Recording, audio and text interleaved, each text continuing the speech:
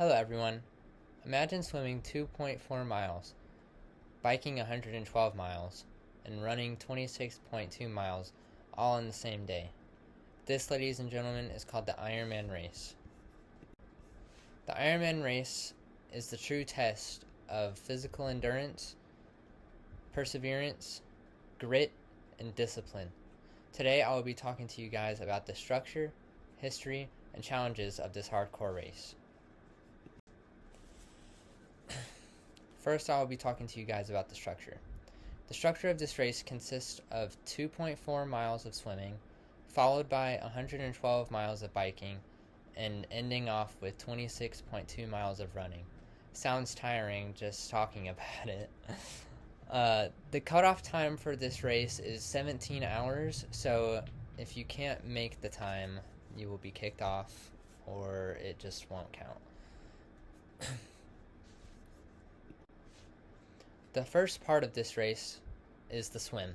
The swim lasts 2.4 miles, and the average time is about an hour and a half. It takes place in either an ocean or a lake. So if you have a fear of deep waters, I would reconsider signing up.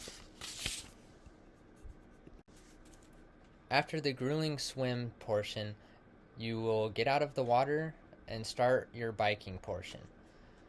The bike takes around 6 hours to complete, but after the swim you would be really exhausted and you wouldn't even be halfway done and you still have 6 hours of biking ahead of you. After the biking portion, you then start your 26.2 miles of running.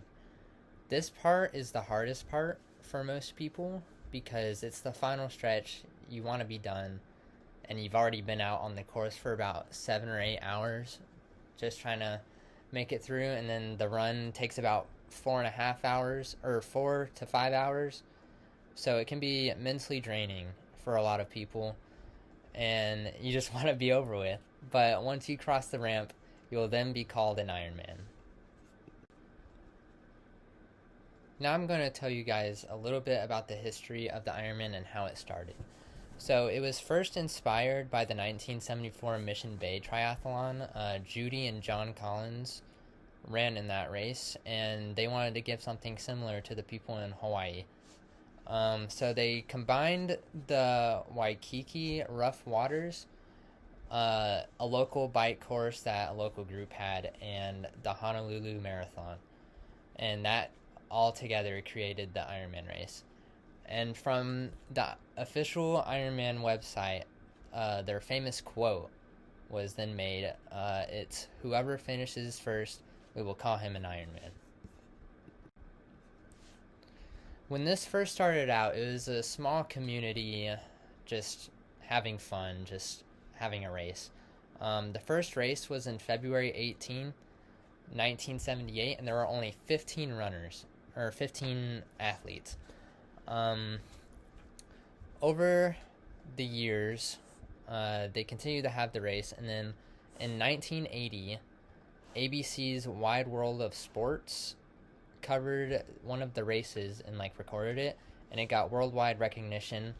And then 3 years ago, in 2022, over 160,000 participants were racing in the Ironman that year, and I got that from the Slow Twitch statistics website. This race has grown from a local event to a worldwide event. Over 50 countries host full races, and 53 full Ironman events occur every year. The World Championship is held in Kona, Hawaii, where it all started, and to qualify for the championship, you have to finish the race and be a top contender for your age group. Now I'm going to go to the challenges, both physical, mental, and just recovery in general. The physical demands, you have to at least train for 10 hours a week. 10 to 20 hours a week will get you good. It'll get you in good shape for the race, as long as you have a balanced exercise plan. And it's not just about exercise. You also have to watch your diet, because if you don't watch your diet, it will definitely show that you weren't sticking true to it on race day. Some of the mental challenges, fatigue and pain are inevitable. There's no talking your way out of that. Fatigue usually starts at the swim. The swim, by the end of the swim, you're already tired, breathing heavy, pain. It's gonna happen. You just can't deny it. No phones are allowed during the race to maintain the mental toughness aspect to this race.